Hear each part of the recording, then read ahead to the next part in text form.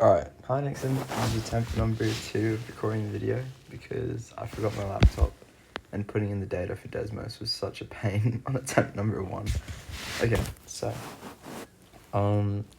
start off with this complete table values for the function. Okay, for this it's just plugging in numbers. So you have your thing here and you're subbing in whatever number's here, you're replacing x with it, right? So if you just do that on your calculator, you'll get the answer pretty quickly. I don't have a calculator on me, so 4 to the power of 3 is 64, times 8 is 512, 16 times 8 is 128, 8 times, 4 times 8 is 32, this is just 8, 1 times 8, and then 8 divided by 4 is 2, 8 divided by 16 is half, and 8 divided by 64 is 1 on 8. Too easy. But yeah, literally just write this in your calculator and keep replacing the x with whatever number is in line with it in the table. That's the way to do it. If you have a calculator. Okay, second one.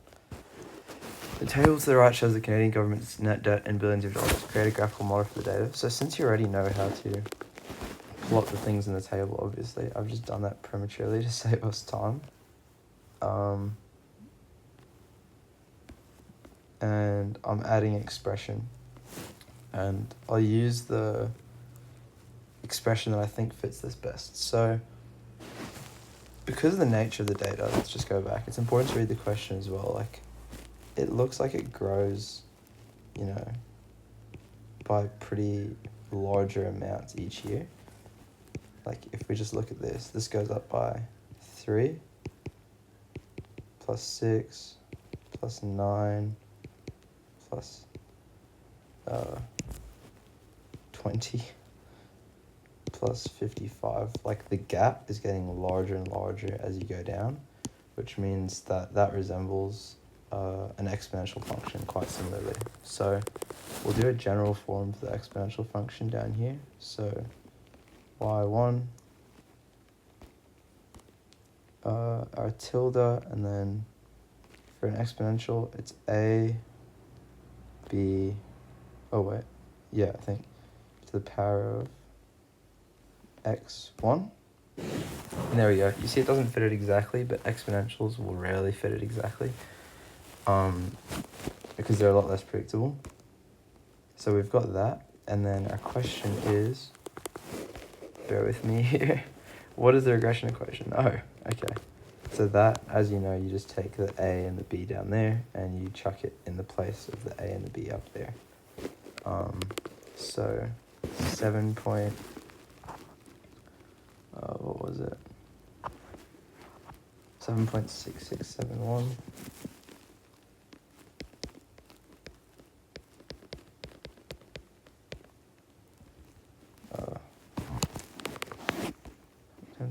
Negative 58.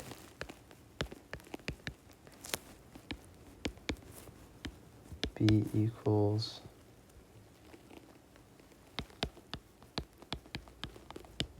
1.07143. And y1 equals AB x1. Bang. What was the appropriate net federal debt in 1988? Okay, 1988. X equals, bang, intercepting point 281.581. 281.581. Also, what did we type in? X equals 1988. And they want the nearest hundredth. So this is the nearest tenth, this is the nearest hundredth, this is the nearest thousandth. So we'll round 281.5.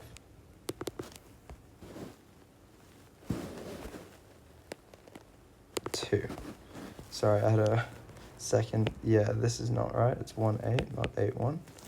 So it's 281.52. Okay, sweet. And then assuming the same growth rate, what year did the federal debt reach 600 billion? So assuming that this equation holds, we just chuck in y equals 600. 2, 3, 1, 2, 3, 1, 2, 3. Oh, no, sorry. 600. Just y equals 600. Because they're in billions already, right? If you look at the data, it's going to say it seems rather large. 1998.969.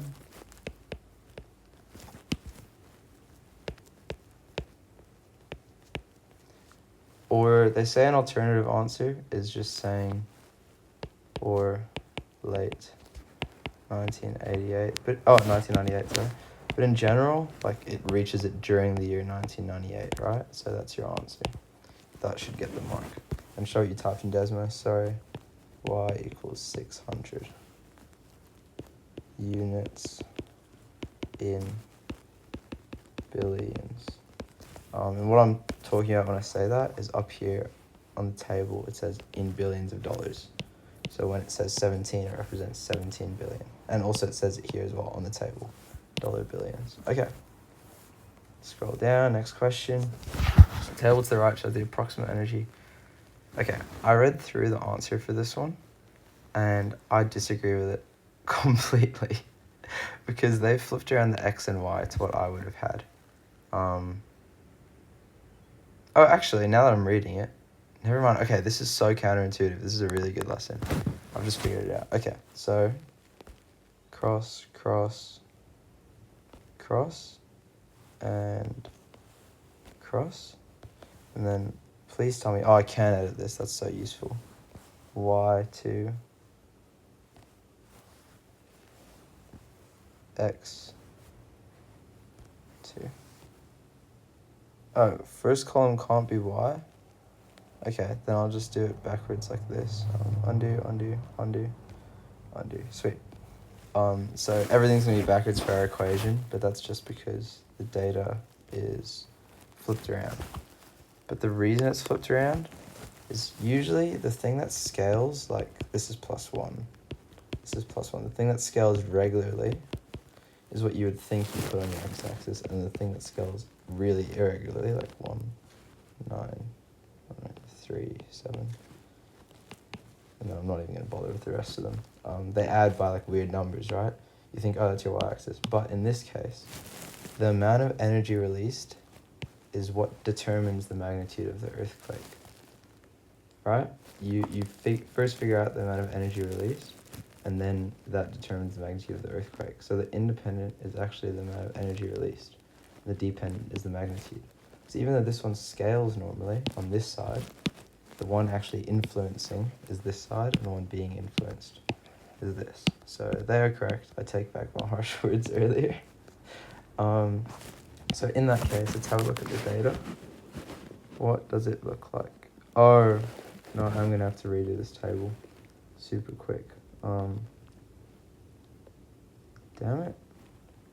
Because all the data's flipped around wrong. Okay, so quick table.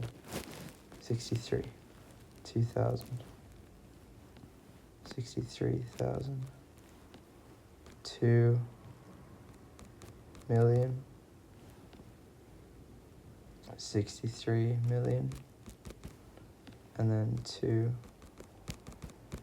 billion. Bang.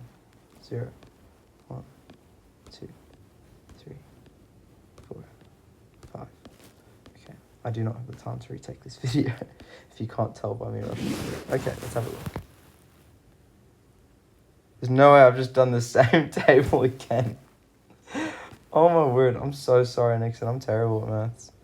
63, 2,000, 63. Skip ahead in the video, please.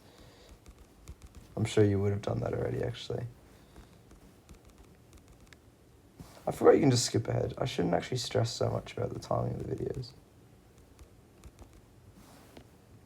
No, 1 more 0.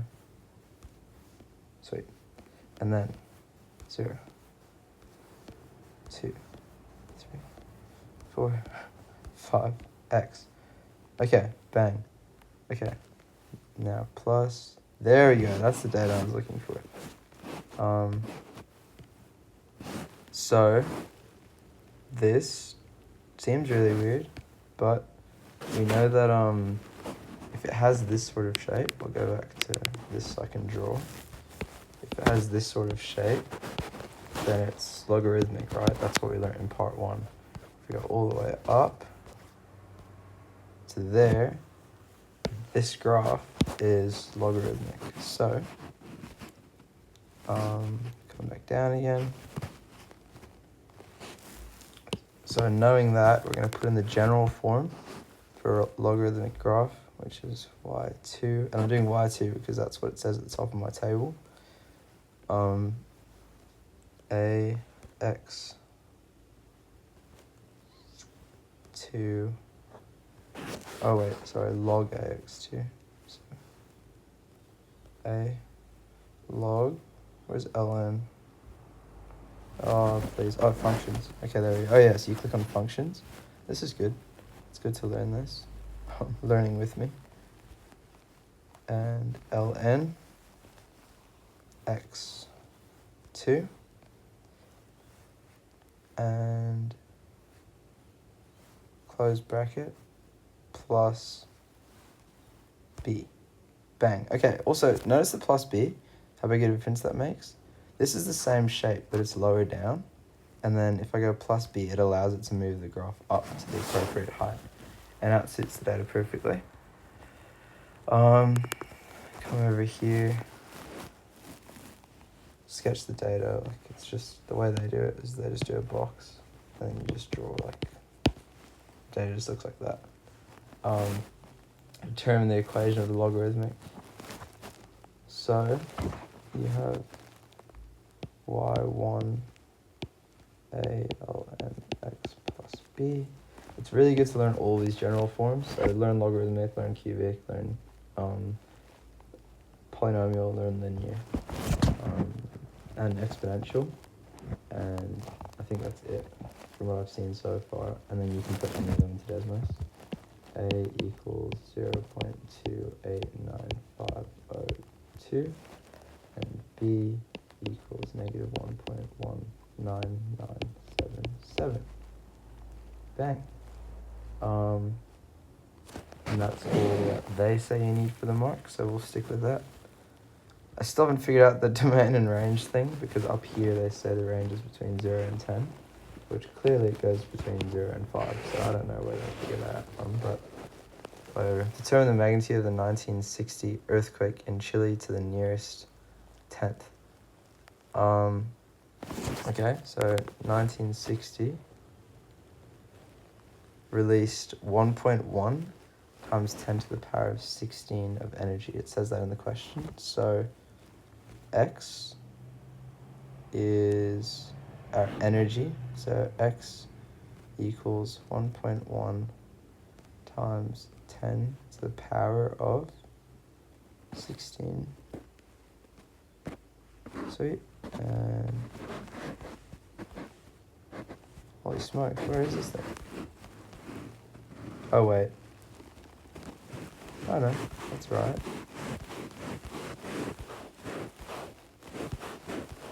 Almost there.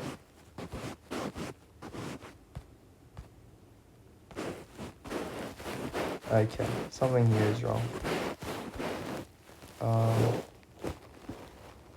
Determine the magnitude of this earthquake. Or just flat lines. Did I enter this wrong somehow?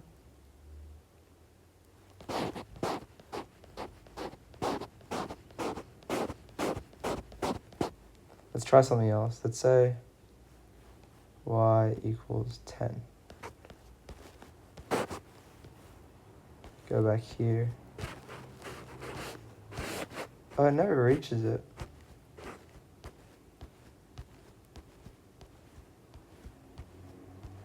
Oh no, it does.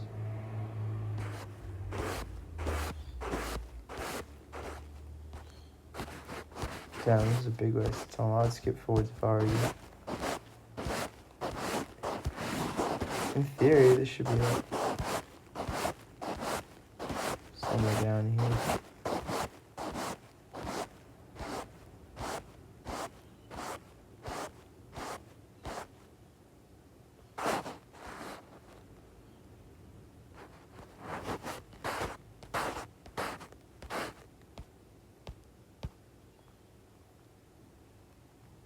Oh, here we go. It's not precise enough or something. Yeah, they still aren't touching. What on earth? I'll try again. X equals 1.1 times 10 to the power of 16.